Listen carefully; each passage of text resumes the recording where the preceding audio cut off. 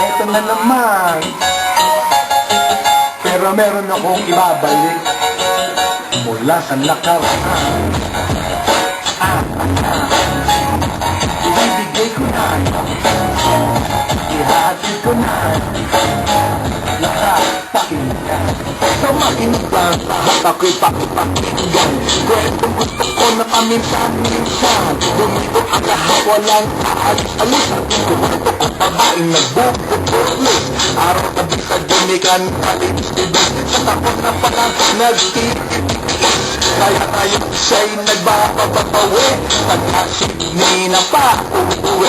Sino ba ang lalaking di magagalit sa kanyang ano na di naaari?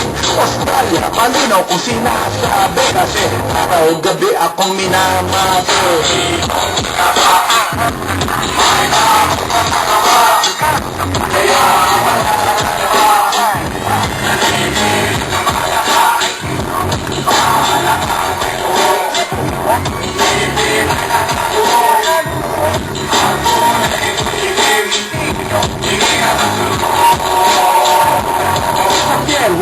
Siya ay patingin sa ice tea na aking sip-sip-sip sabay hawak sa tako na bibigari. Naglalaro ako sa laruin mo rin.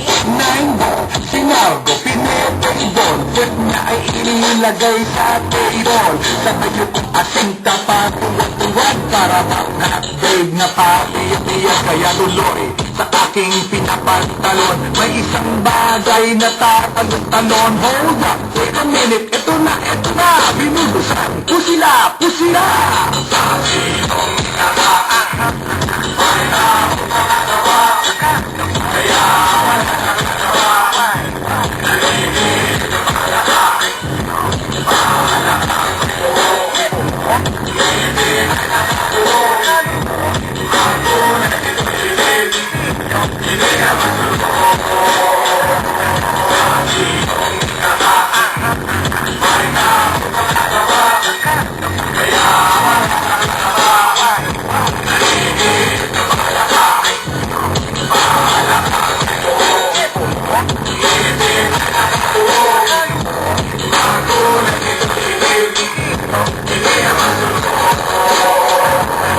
Kaya ako'y tinatakas ni Yaya. Linggo, day off ng kanyang yaya. Sa farm ang bahay, meron siyang basement. Makikitaan ng sobrang entertainment. So sa hit siya'y biglang bumaba. Pinakita niya sa akin ang kanyang palaka. At nang hinipo, sinlambot ng mamon. Malakay na bango at amoy sabon. Well, natutunan ko noon sa may manabon. Pag pinukuhan yon, kikinis nyo.